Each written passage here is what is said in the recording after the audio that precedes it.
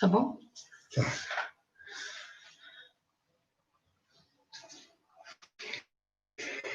Minhas irmãs e meus irmãos, muita paz. Estamos iniciando o nosso trabalho semanal, pedindo as bênçãos de Jesus sobre todos nós, sobre a mim que falo e a vocês que me ouvem. Vamos falar hoje sobre o Espiritismo, ciência, filosofia e religião. O Espiritismo começou, inegavelmente, como ciência, como uma pesquisa científica estabelecida pelo professor Hippolyte Léon Denis Rivail, educador francês, formado na Suíça, discípulo do grande educador Pestalozzi, e um homem de uma cultura muito grande à época, já com seus 50 anos de idade, autor de vários livros dedicados à educação, mais de uma dezena de livros, e uma cultura polimorfa. Ele dava aulas de matemática, de línguas, de anatomia comparada e também de astronomia. Nós vemos que se trata efetivamente de uma criatura com grande capacidade intelectual, né? E moral também. Então ele começou pesquisando os fenômenos chamados, né, as mesas girantes. Na verdade, as mesas não giravam, as mesas batiam, né? Eram pancadas nas mesas. Porque disseram a ele, professor, a mesa dá respostas cujo conteúdo é superior à capacidade daqueles que a circundam. E ele disse, bem, se me provarem que mesa tem nervos, sentimentos, etc., eu acredito que é a mesa. Mas como eu sei que não tem, eu vou pesquisar. Aí, de início, nós vemos o bom senso dessa criatura, porque muitos, nessas alturas, simplesmente negavam. Não, isso é tolice, isso é crendice, bobagem. Outros levavam o fenômeno para divertimento, porque, segundo os historiadores, durante 3 anos, foi moda, para usar até um termo francês, né? Coqueluche, na França, foi conversar com a mesa. As sociedades, né, principalmente durante o inverno, aquelas noites que não permitiam a saída assim à rua, as criaturas se colocavam em torno de uma mesa e faziam perguntas. Lançavam a pergunta no ar, né? E a mesa, então, respondia às perguntas com pancadas. Era um processo muito lento, mas eles também não tinham o que fazer, né, à noite. Então perguntavam qualquer coisa e o espírito respondia, dando pancadas na mesa. E havia uma convenção de que a letra correspondia ao número de pancadas. Por exemplo, A seria uma pancada, B seria 2, C 3. E agora, quando havia um Z, ou um X, ou um Y na mensagem do espírito, demorava muito, porque o espírito a pessoa ia recitando A, B, C, D. Quando chegava na letra que o espírito queria, dava a pancada. Aí a pessoa anotava a letra. Bem, isso aí foi o processo inicial. Mais tarde, aperfeiçoaram o processo e tal. Então, verificou-se que a mesa respondia perguntas inteligentes. E Kardec disse, se me disserem que a mesa tem nervos e cérebro, eu direi que é a mesa que responde. Mas eu, como não sei, eu vou pesquisar. E ele teve oportunidade de apresentar aos espíritos que ali se comunicavam, perguntas que lhe esfervilhavam no cérebro de homem estudioso, homem sério, que levava a vida muito a sério, né? O educador emérito. Ele levou, então, essas perguntas aos espíritos. Mas o processo foi também se aperfeiçoando. Os espíritos, diante de pessoas que apresentavam determinada sensibilidade à vontade dos espíritos, aquilo que nós chamamos atualmente de médiums, né? E que eram chamados de profetas, né? Nos tempos antigos, principalmente entre os judeus, Nabi, entre os gregos eram profetas. Então, os espíritos foram aperfeiçoando e passaram, então, a usar uma cestinha de vime, no fundo da qual eles colocavam um lápis, e o lápis ficava sobre a mesa, a ponta do lápis sobre o papel. E as pessoas que tinham sensibilidade mediúnica, uma ou mais pessoas, colocavam a mão na cestinha, ficava equilibrando ali, e o lápis ia escrevendo de forma circular. Então, para ler a mensagem depois, tinha que separar as palavras e ir rodando o papel na medida que fossem decodificando a mensagem.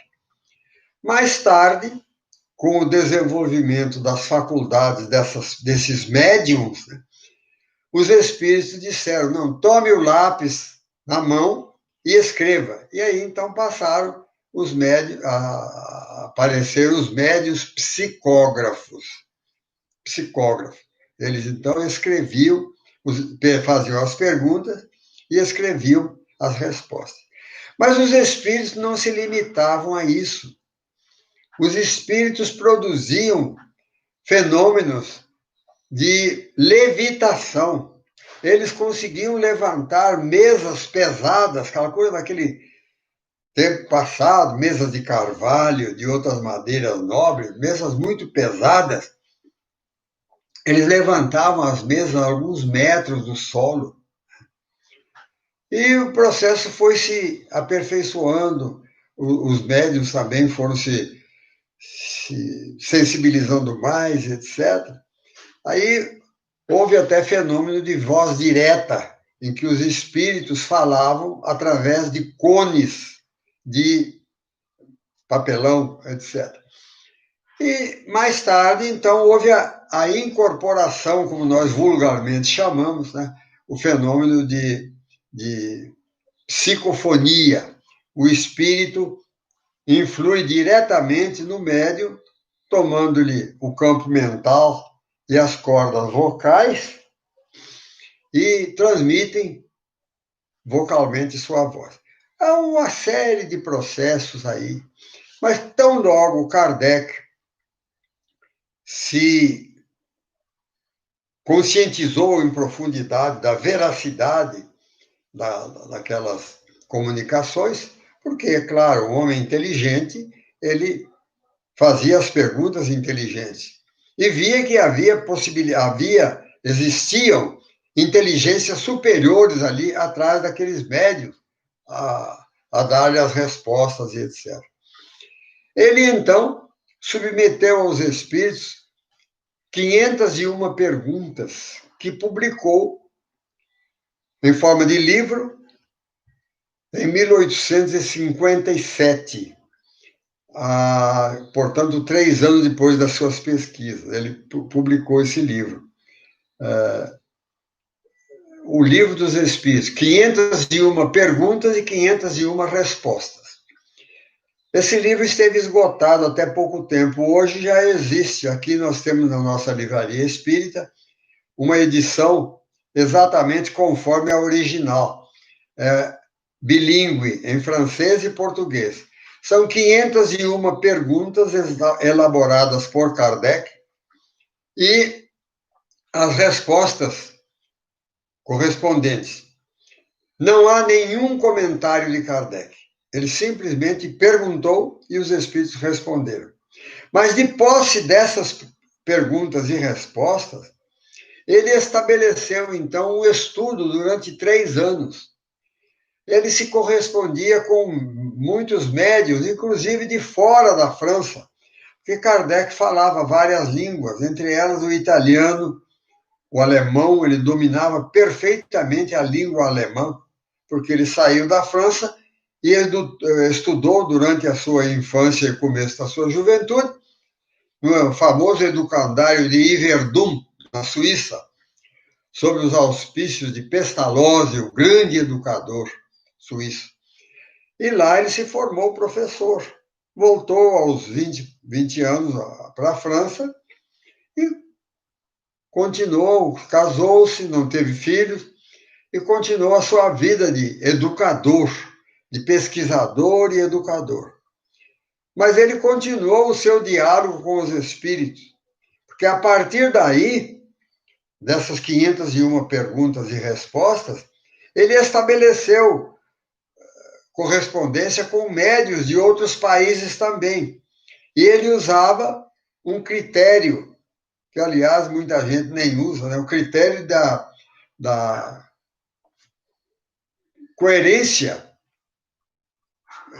entre uma mensagem recebida num país e outro, a comparação universal, como ele fazia. Ele, então, constatou realmente que havia uma coerência de respostas, etc., que os espíritos não eram nada mais nem menos que almas de homens e mulheres que haviam vivido na Terra e deixado aqui, com os vários graus de inteligência, de capacidade científica, filosófica, humana, moral, dos vários estados do espírito fora da matéria, na erraticidade, como eles falavam. Então, desse diálogo extraordinário, é o diálogo mais extraordinário que existiu até hoje entre a terra e o céu, como dizem os espíritos. Ele, então, juntou esse diálogo extraordinário que estabeleceu, aduzindo a ele comentários da lavra dele, do pensamento dele, e 6 ensaios teóricos que ele fez. Então, são 1.013 perguntas, aliás, 1.300 perguntas que ele fez aos espíritos e as consequentes respostas. 1.313. E o livro dos espíritos são 1.319 itens, mas 6 itens são ensaios teóricos de Kardec, da lavra dele. Quer dizer, como pensamento dele, depois de dialogar com os espíritos, as conclusões a que ele chegara, ele então escreveu esses 6 ensaios.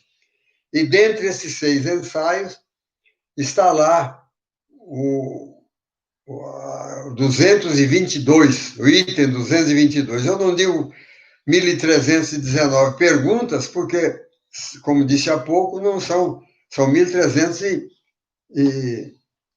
perguntas, né? 13 perguntas. 6 são ensaios teóricos da lavra de Kardec. Entre eles, o 222, que é um ensaio teórico sobre a reencarnação. Ele faz ali um arrazoado filosófico sobre a reencarnação. É um documento imbatível, consta de mais ou menos 10, 11 páginas, conforme a edição do livro, o tipo de letra, mas que contém argumentos imbatíveis sobre a reencarnação.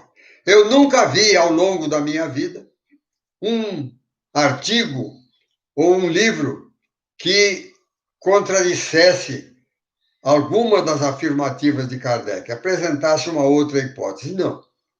Ele apresenta uma argumentação sólida, granítica, como eu costumo dizer, sobre a pluralidade das existências. Dentro do campo antroposófico, filosófico e até religioso. Eu já li alguns livros falando sobre reencarnação. Li um livro escrito por um escritor lá do Paraná, que escreveu tolices de todo tamanho. Mas li um outro livro, o livro de um padre polonês. Eu, passando pela livraria, antiga livraria Zappa, ali na Galeria Pio X, eu vi o livro na vitrine, A Reencarnação dos Espíritos. Eu comprei o livro sem abri-lo, fui abri-lo em casa, porque eu queria ver um outro pensamento. Que eu conhecia a teoria da reencarnação, as ideias sobre a reencarnação, através de Kardec e outros autores espíritas. Mas eu li, peguei o índice, e sofregamente eu li o índice. A reencarnação no hinduísmo, no islamismo, no ismo, não estava lá no espiritismo. Nunca ouvi, nunca vi, nunca li um argumento qualquer que rebatesse uma das afirmativas de Kardec sobre a reencarnação. Mas Kardec não ficou ali apenas, houve também, ele não se interessou muito pelos fenômenos físicos, aos quais muitos cientistas se dedicaram, como Cesare Lombroso, na Itália, o grande criminalista italiano, William Crookes, o grande cientista inglês que descobriu o estado radiante da matéria.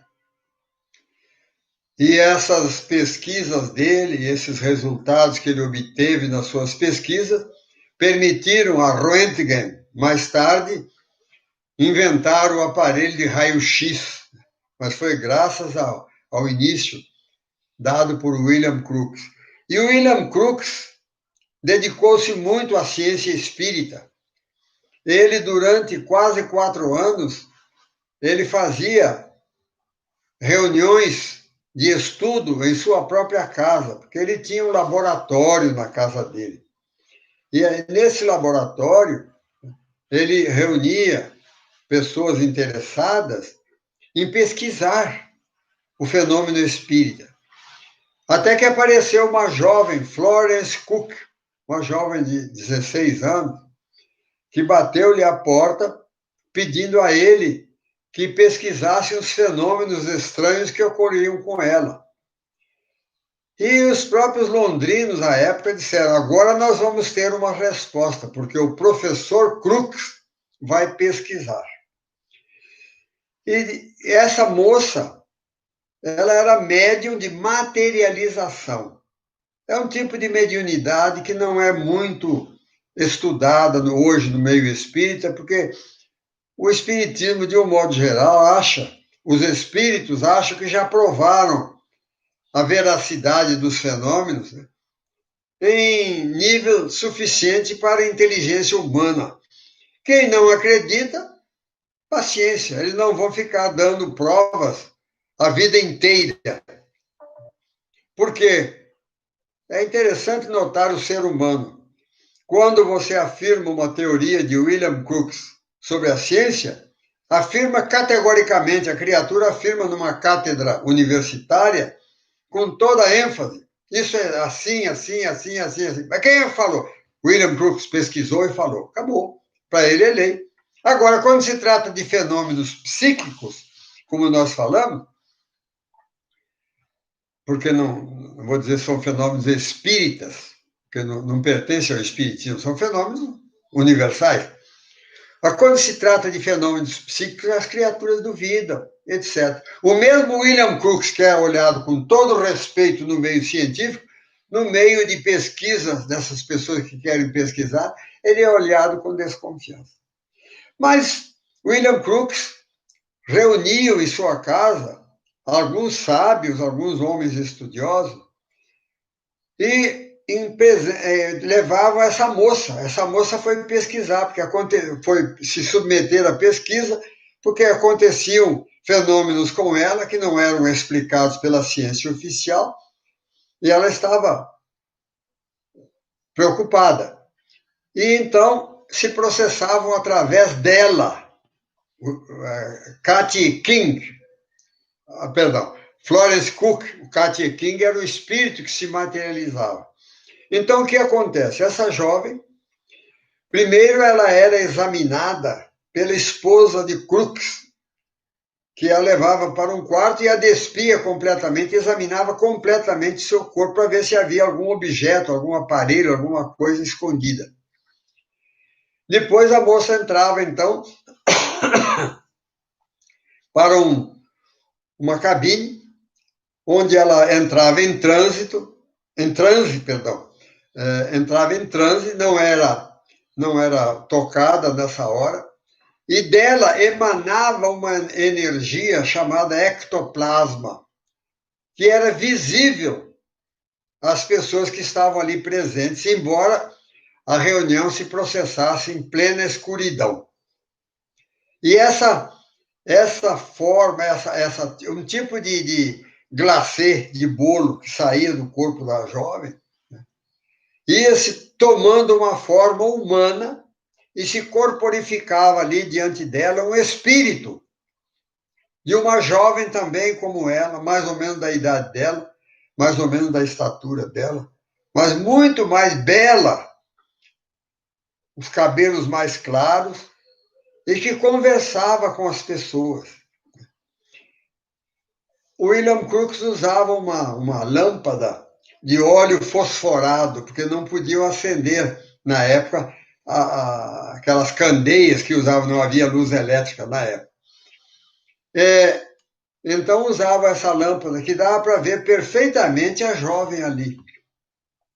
Porque o espírito materializado, conforme nós estudamos em livros de materialização, ele não pode receber essa luz artificial.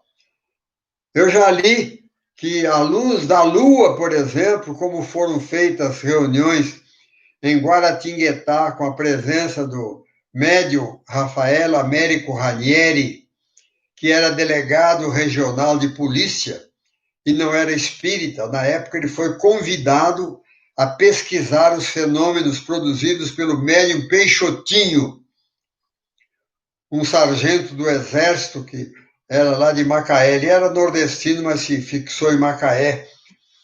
Através desse médium Peixotinho, os espíritos se corporificavam, se materializavam, tangiam a matéria física como nós.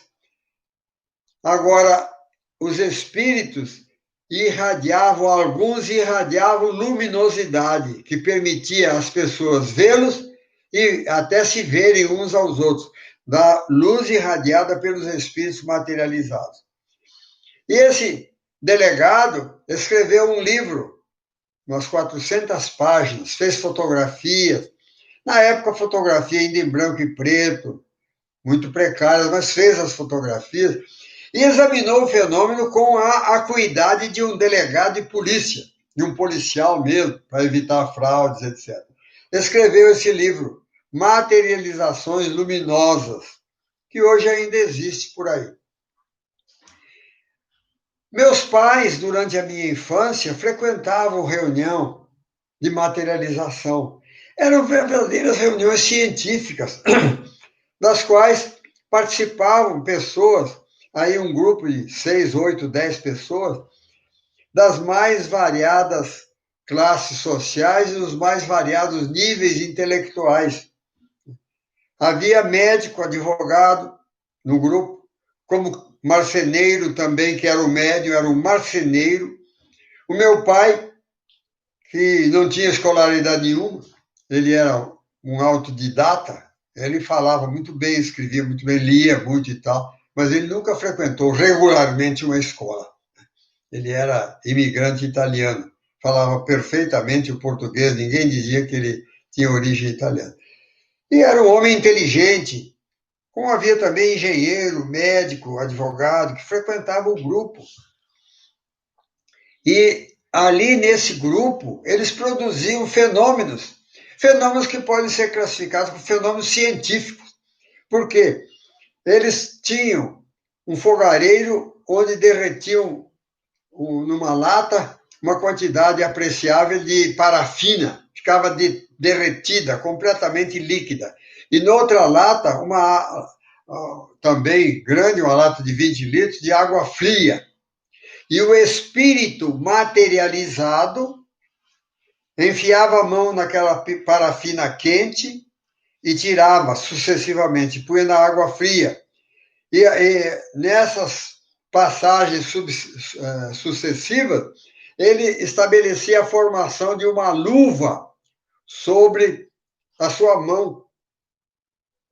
E essa luva depois era esvaziada quando o espírito se desmaterializava, porque eu devo dizer, porque muita gente não conhece, o espírito materializado age em tudo e por tudo como um encarnado.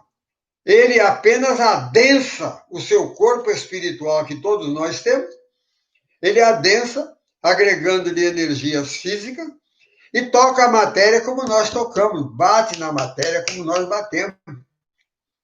Toma um lápis e escreve. Fala, é ouvido. Mas depois o espírito se desmaterializa e fica aquela luva vazia. E eles enchiam, então, essa luva com gesso mole, esperava solidificar, depois tirava a parafina e orava. Olha, como é que eu posso enfiar a mão num lugar que depois vai se solidificar, a mão aberta, e depois retirar essa mão aberta? Não tem possível. Mostrava, então, que ali existira anteriormente a mão de um espírito materializado que se desmaterializou. Esses fenômenos, inclusive operações, eram feitas também.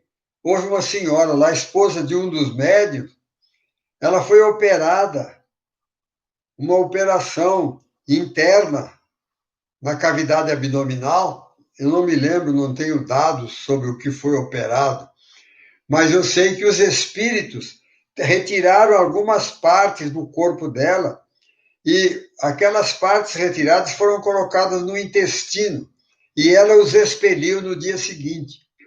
Eram coisas extraordinárias que nós ouvimos, eu ouvia como criança, não tinha ainda, mas registrei tudo isso. Depois, na idade adulta, conversei com meus pais, com a minha mãe, que também era médium, conversei com eles, etc. e tal.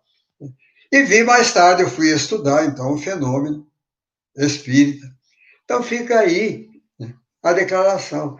Aqui em Juiz de Fora, no Centro Espírita Amor ao Próximo, havia um médium de materialização, era até um capitão do Exército, capitão Pontes. Lá eles produziam coisas extraordinárias. Essas luvas, um toca-discos, na época chamado de vitrola, que era de manivela, de corda, punha o disco tocando, o espírito levantava aquilo até o teto e descia tocando sem que houvesse trepidação e a agulha saísse do sulco onde estava reproduzindo a música, etc. Agora, os espíritos acharam que as provas foram dadas. Estão aí registradas, como nós dissemos há pouco.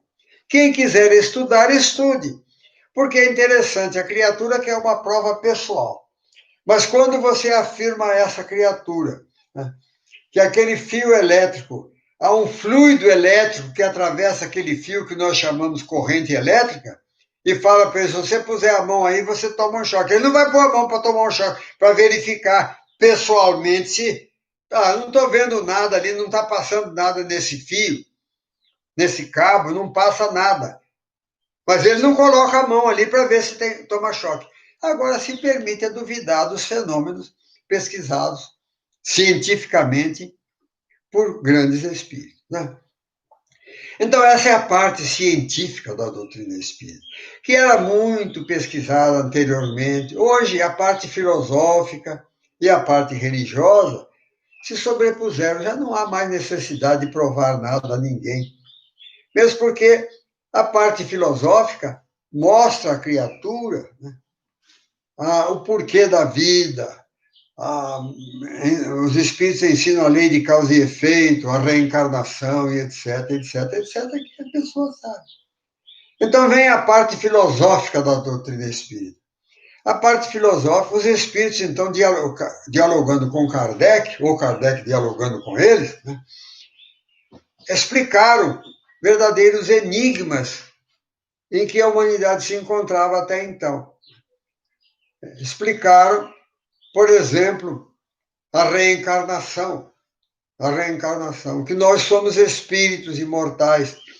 explicaram as diferenças dos níveis intelecto-morais das criaturas, ali explicando a evolução, explicando a origem do espírito humano. Nós todos provimos de uma mesma fonte. Fomos criados simples e ignorantes, como está no Livro dos Espíritos. E ao longo dos milênios sucessivos, nós fomos desenvolvendo a nossa capacidade de aprendizado e de uso para o bem ou para o mal da nossa inteligência que evolui continuamente. Então, essa parte filosófica está lá. E também se apoia até na parte religiosa, que tem lá uma afirmativa de Jesus, contida no Sermão do Monte, registrada no capítulo 5 de Mateus, no versículo 16. Que resplandeça a vossa luz diante dos homens, Jesus falando. E a criatura pergunta: que luz, Senhor? Eu não tenho luz, eu sou um espírito obscuro ainda. Sou obscuro, não tenho a luz que tem os grandes espíritos, etc. Mas essa afirmativa é uma verdade. Todos nós temos luz divina dentro de nós. Todos nós temos. Jesus não falou para fazer piada ou para fazer uma afirmativa gratuita, não. Que resplandeça a vossa luz diante dos homens. Quer dizer, a luz e a herança divina todos nós temos, em essência, dentro de nós. Agora, o que é que faz com que essa luz ecloda, brilhe? É o nosso esforço evolutivo. Por isso, quando um espírito como Francisco de Assis, ou outros grandes luminares, um Gandhi, por exemplo, uma Madre Teresa de Calcutá, um Chico Xavier, uma Irmã Dulce, um Albert Schweitzer. Ora, eles irradiam luz. Por quê? Eles já aprenderam a irradiar essa luz, essa herança divina que está dentro de nós. Mas Jesus afirma: tu tens aí dentro de ti essa herança em igual medida, dado pelo Pai justo, que dá aos seus filhos a mesma herança. Agora, o esforço de exteriorizar essa herança é individual. Por isso nós vemos as várias manifestações espíritas ou espirituais. A criatura irradia a luz, espíritos de pouca evolução não irradiam nenhuma. Alguns irradiam um pouquinho, outros irradiam mais. Outros têm uma luz suficiente para iluminar todo um ambiente. Muitas vezes a criatura não tem nem condição de enxergar o espírito, né, de tanta luz que ele tem. Mas é muito confortadora essa afirmativa de Jesus, que resplandeça a vossa luz diante dos homens. Quer dizer, deveis fazer o vosso esforço para que essa luz se exteriorize. É aquilo que nós chamamos evolução. E essa evolução só é conseguida através das sucessivas encarnações que o espírito toma. Daí a explicação da grande escala evolutiva, da grande diferença de compreensão da vida dos espíritos que nós conhecemos, encarnados e desencarnados. Porque a cada encarnação seria como um curso que nós fizéssemos numa escola, na grande escola da vida. E vamos subindo os degraus, vamos subindo os degraus. Às vezes estacionamos. Agora, nós nunca regredimos. Isso é lei. Ninguém regride.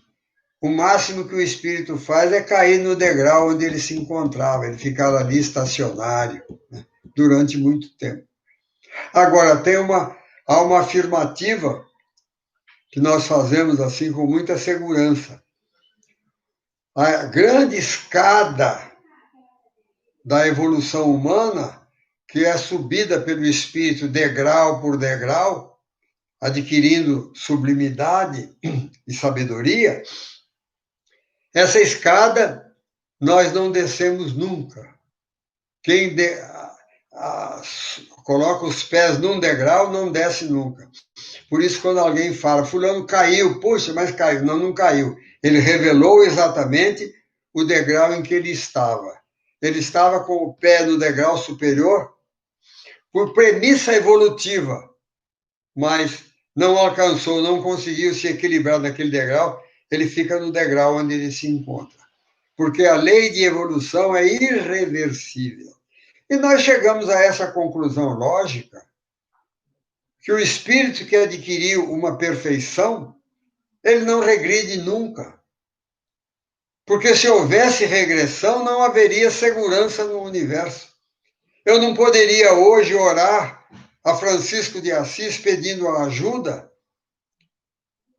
ou a um outro luminar da espiritualidade, ou próprios apóstolos, a Pedro, a Paulo, a João, podia orar, sei lá se ele mudou de time, se ele resolveu outra coisa. Não. A evolução é irreversível. Ninguém cai. Nós revelamos o degrau em que nós estamos. Muitas vezes nós damos a ilusão de que estamos acima, mas logo a vida nos mostra e nos situa no degrau em que nós estamos.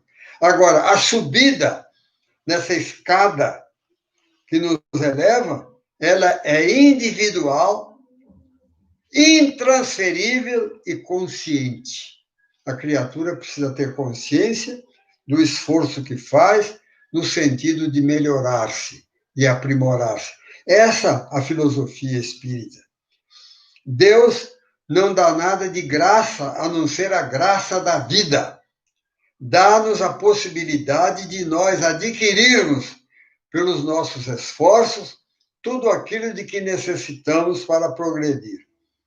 Está tudo à nossa disposição, mas precisa da nossa iniciativa, da nossa vontade.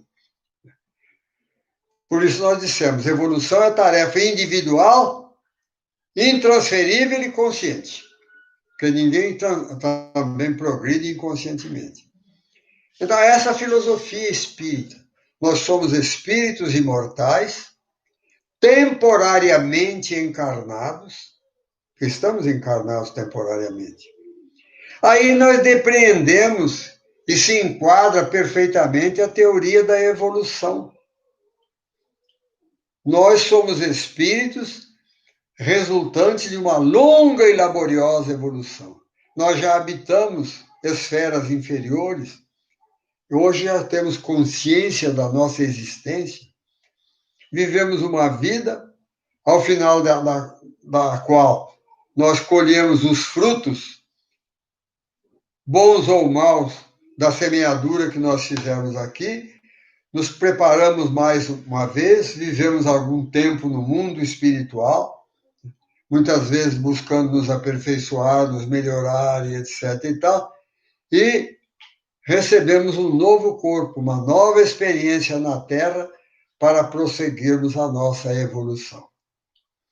E só a lei da reencarnação é que explica as diferenças de inteligência, de conhecimento, de moralidade existente entre as criaturas. Porque quando nós olhamos, por exemplo, um criminoso e olhamos onde é que essa criatura arranjou tanta maldade, a maldade chegou a ele, ele assimilou-a, porque ele era um espírito ainda atrasado e não fez nenhum esforço de deixá-la de lado.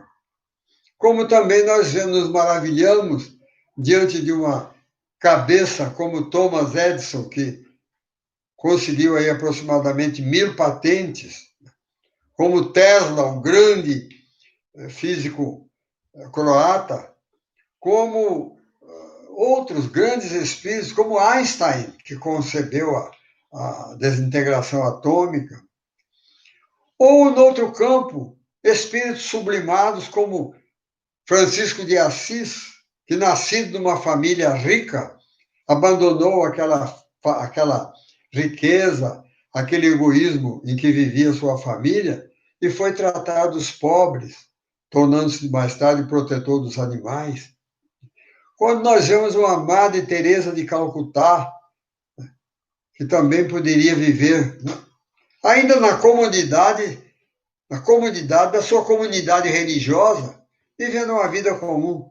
Ela se dedicou de corpo e alma aos pobres, como Teresa, como a Irmã Dulce, Teresa d'Ávila também, Irmã Dulce, e grandes outros espíritos.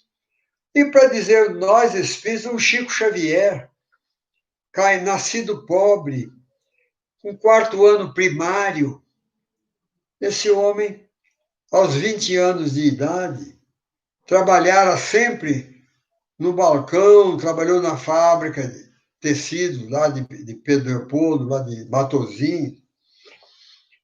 Aos 20 anos de idade, ele recebe 52 poetas brasileiros e portugueses, aos 20 anos de idade, apenas 4º ano primário.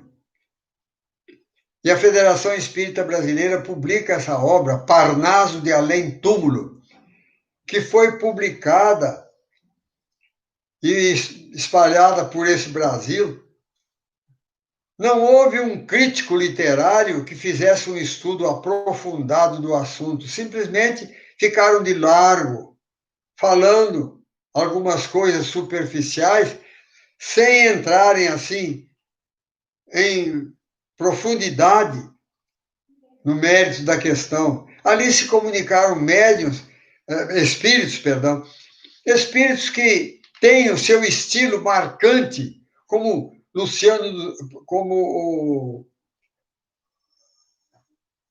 Luciano dos Anjos, o grande poeta brasileiro, tem um estilo. Castro Alves, Olavo Bilac. A Academia Brasileira de Letras não fez um estudo crítico da obra, dizendo, não, isso aqui está errado porque esse verso está errado, o Olavo Bilac nunca escreveria. Não, a obra é irretocável. Nem os escritores portugueses também, que há vários escritores, poetas portugueses, contestaram a obra. Simplesmente as academias, tanto brasileira quanto portuguesa, se fecharam, não falaram nada. Por quê? Ou elas admitiriam a mediunidade, ou então arranjariam uma cadeira lá entre os imortais para o Chico Xavier, dizendo que ele era um fenômeno. Mas a verdade está aí. Para quem quiser ver, para quem quiser estudar.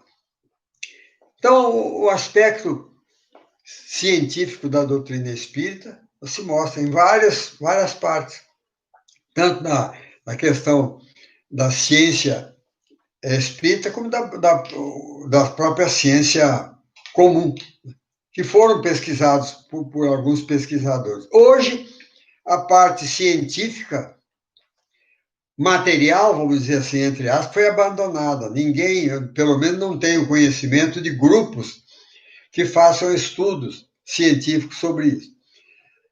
Já na parte filosófica, há estudiosos. Houve, por exemplo, nos Estados Unidos, Stevenson, um médico americano, professor universitário, pesquisador, pesquisou a reencarnação e escreveu um livro extraordinário chamado 1000 casos sugestivos de reencarnação. Ele esteve na Índia, esteve lá nos Estados Unidos, ele fez pesquisas, e os argumentos que ele apresenta, os dados científicos, são irretorquíveis. Esteve também aqui no Brasil, pesquisou lá no Rio Grande do Sul, teve contato através de um grande médium, Francisco Valdomiro Lorenz, que era um homem da Europa que veio aqui no finalzinho do século XIX, morou em Minas durante algum tempo, e depois foi para São Leopoldo, lá no Rio Grande do Sul, e lá ele ficou a vida inteira como mestre-escola. Esse homem dominava mais de 100 línguas, ele era esperantista também, dominava mais de 100 línguas. Ele escreveu vários livros mediunicamente e é uma criatura extraordinária que só a reencarnação mostra ali um espírito velho, muito experimentado, mas que ficou quase que no anonimato lá no Rio Grande do Sul. Mas passemos agora à parte religiosa, que nós dissemos filosofia, ciência, filosofia e religião. O espiritismo é religião também? Antigamente eu ouvia de algumas pessoas dizer, não, o espiritismo é mais uma ciência e tal, porque tinham assim um certo pudor de dizer, eram filiados a outras religiões e achavam que, fascinados pelo fenômeno espírita, mas não queriam abrir mão da sua religiosidade, etc. e tal, que não admitia também raciocínio, etc. Porque o espiritismo é a religião da fé raciocinada. Raciocinada. Nós falamos de religião, falamos de Jesus, falamos das curas espirituais, da comunicação dos espíritos, mas não temos nada de alucinação ou de empolgação. Tudo que se faz dentro do espiritismo é à luz da razão. Não é porque o espírito falou, não. O espírito falou, eu compreendi, eu elaborei isso mentalmente, racionalmente e aceito o fato, por provas irrecusáveis, né? Obtidas por mim ou por pessoas de confiança, em quem eu confio. Por exemplo, eu nunca pesquisei, aliás, pesquisei sim, mas não foi por iniciativa própria. Eu tive a oportunidade de conversar com um médium que se desdobrava do corpo físico, eu tenho falado isso em palestras. Eu tive um contato assim próximo dessa pessoa. Essa pessoa deixava o corpo dormindo, se deslocava do corpo físico, ia à distância, com o seu corpo espiritual, sentindo-se ela própria, como se estivesse encarnada, porque ela estava com o seu corpo espiritual, que todos nós temos, e que o Espiritismo explica isso em letras muito claras para quem quiser entender. Nós temos um corpo físico e um corpo espiritual. Esse corpo espiritual, nós saímos, eu digo nós, como consciência, como alma. Porque, na verdade, a doutrina espírita nos ensina que nós não temos alma. Como não tem alma? Vocês não são espiritualistas? Sim. Ah, você tem espírito também? Não tenho espírito. Eu sou um espírito. Eu sou uma alma. Eu tenho um corpo físico no momento e tenho um corpo espiritual que no momento é exatamente igual ao corpo físico. Esse corpo espiritual eu posso me deslocar através do corpo físico, me apresentar como meu corpo espiritual. Um médium vidente poderá me ver. E eu, se tiver essa capacidade, como essa senhora que eu conheci tinha, tenho consciência do que eu faço fora do corpo físico. Essa pessoa deixava o corpo dormindo e saía. Ia a lugares distantes e de lá ela falava. Ela falava através do corpo em voz muito baixa. E nós e outras pessoas que pesquisávamos o fenômeno ouvimos. Estou aqui em tal lugar, aconteceu isso, assim, assim, assim, assim, assim, assim.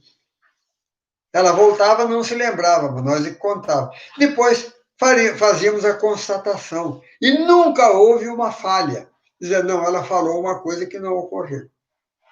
Ela contava, por exemplo, que se encontrava com espíritos desencarnados, conversava com eles, trazia dados que eram conhecidos de nós outros que pesquisávamos. Isso eu falo, minhas irmãs, com profunda convicção. Eu não sou encantado, não sou apaixonado pelo fenômeno, não. Eu sou até muito frio para observar essas coisas. Mas me rendo diante das evidências, não sou teimoso. Porque o teimoso é aquele que não admite as coisas, né? Fora da cabeça dele. É aquela piada dos dois que estavam no deserto. Um olhou para o outro e disse assim, olha lá um lago, lá longe, estava com uma sede terrível. O outro disse, não é lago, é miragem. Não é lago, eu estou vendo, é lago. Aí foram lá. Chegaram lá, aquele que negava que era lago, pegou um punhado de areia e jogou nele. Ele disse, eu não falei para você que não era lago, que era miragem? O outro que teimava disse, não me molha. Ele falava que era água, ele não queria admitir que era areia. E há pessoas assim. Mas eu, felizmente, tenho um pouco de bom senso e pesquisei esse fenômeno, dou testemunho pessoal. Essa pessoa se deslocava do corpo físico com seu corpo espiritual. Fenômeno semelhante àquele mostrado por Jesus depois que o crucificaram, que o seu corpo físico morreu, desencarnou lá na cruz. Jesus, com seu corpo espiritual, apareceu durante 40 dias ali. Aparecia, desaparecia, etc. Está mostrando essa realidade do corpo espiritual que o Espiritismo vem trazer num misto de ensino religioso e ensino científico. Todos nós temos um corpo espiritual. Eu falo nós, porque quem está falando é o Espírito, que nessa encarnação recebeu o nome de José Passini. Estou falando agora para os encarnados através de um corpo físico. Porque se eu dormir aqui agora e sair do meu corpo físico com o meu corpo espiritual, eu poderei conversar com espíritos desencarnados também, ouvi-los também, dialogar com eles também, como se fora um espírito desencarnado. Apenas estarei ligado por um cordão ao corpo físico até que o fenômeno da morte me liberte. E veja bem que eu falo, me liberte, não liberte o meu espírito, a minha alma. Porque a doutrina espírita nos permite esse estado de consciência que se chama cidadania espiritual. Nós somos cidadãos espirituais, cidadãos e cidadãs espirituais, temporariamente ligados a um corpo físico através do qual nós nos manifestamos na Terra.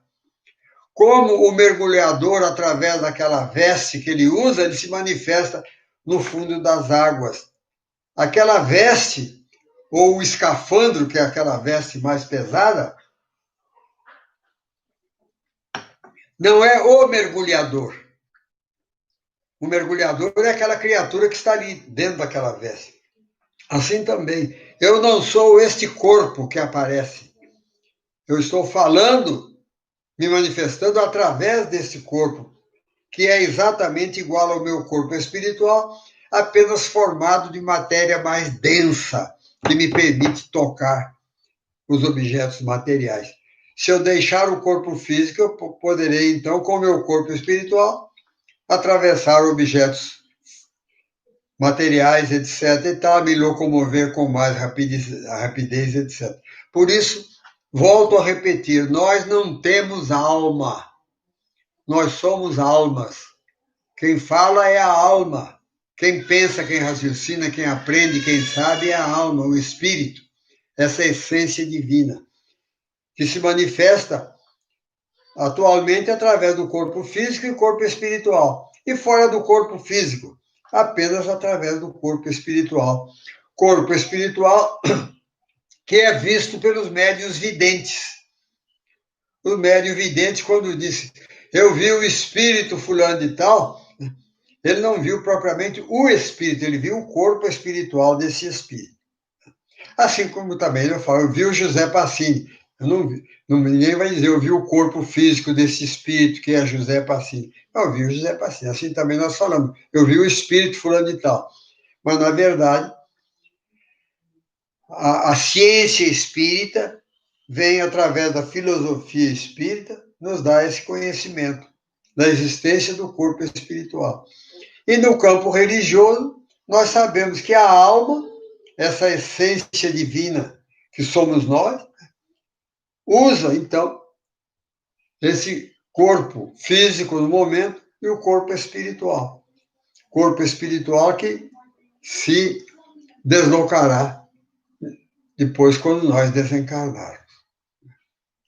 Definitivamente, nós nos deslocaremos definitivamente do corpo físico. O corpo físico vai ser enterrado ou cremado, etc. Então, nós temos a parte religiosa, que muita gente demorou ainda para chegar ao Espiritismo por causa de misticismos vivenciados em outras religiões. E muitos desses misticismos que o Espiritismo não adota foram inventados pelos homens. Porque o Espiritismo procura reviver o Evangelho de Jesus, o seu aspecto religioso, na sua pureza, simplicidade e originais, completamente escoimado de todos os acréscimos que os teólogos fizeram. Então, a parte religiosa do Espiritismo é essa, que mostra a vida material e a vida espiritual. Vai além de outras religiões, porque as outras religiões ficaram ali e se ativeram mais a parte fenomênica, mas sem comprovação. Nós, os espíritas, não. Através da ciência espírita, nós entramos a fazer comprovações das afirmativas filosóficas através da ciência. Provou-se muita coisa. Agora, dentro da religião, o espiritismo é religião? Antigamente, eu cheguei na minha infância ainda, na minha pré-juventude, encontrar pessoas que diziam, não, o espiritismo é mais uma ciência. Né? É mais uma ciência. Não, não é mais uma ciência, não. É também ciência, mas é principalmente religião, porque se fundamenta legitimamente no Evangelho de Jesus, nos ensinamentos e nos exemplos de Jesus, completamente libertos de todas esses acréscimos que foram feitos pelos teólogos. Por exemplo, dentro da religião espírita, nós não aceitamos o inferno de penas eternas. Por quê? Porque o inferno de penas eternas foi criado pelos teólogos nos primeiros séculos da era cristã, logo após a desencarnação de Jesus. Começaram a aparecer os teólogos e foram inventando uma série de coisas. Inventaram o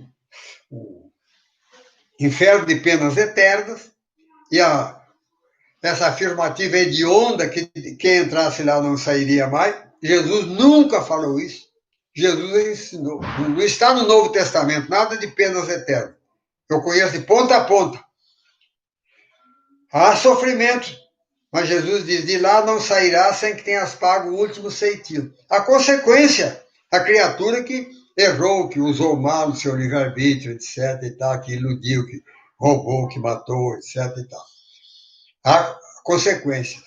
Mas a misericórdia divina resgata a criatura no momento em que ela reconhecer os seus erros e quiser trabalhar no sentido de refazer o mal anteriormente feito. Não é essa coisa mágica que certas concepções cristãs dizem, não. Pede perdão a Deus, Deus te perdoa. Não. Deus perdoa, sim, sempre. Perdoa o espírito arrependido que pede oportunidade de refazer o mal anteriormente praticado, que percorrer em sentido inverso a estrada equivocada que ele percorreu. Essa justiça divina, que é indefectível. Mas a misericórdia divina ajuda o espírito que errou, que está hoje percorrendo os caminhos tortuosos que ele traçou no passado, ele não vai ficar ali sofrendo a pena de um juiz inflexível. Ele vai recebendo o amparo, aí se manifesta a misericórdia divina que está acima da própria justiça divina. A misericórdia que Jesus ensinou. Então, Deus, dentro da visão religiosa espírita, é sumamente, profundamente, infinitamente bondoso, misericordioso, porque ele não permite a eternidade das penas como determinadas concepções cristãs. Nem também permitiu o limbo, que era também ensinado dentro do cristianismo, o limbo que era o lugar para onde iriam as almas das criaturas que não tinham sido batizadas. Mas a parte religiosa nós vamos deixar para outra oportunidade, porque aí nós vamos analisar claramente aquilo que Jesus nos ensinou, nos mostrou e nos exemplificou. Muito obrigado, que Jesus nos abençoe.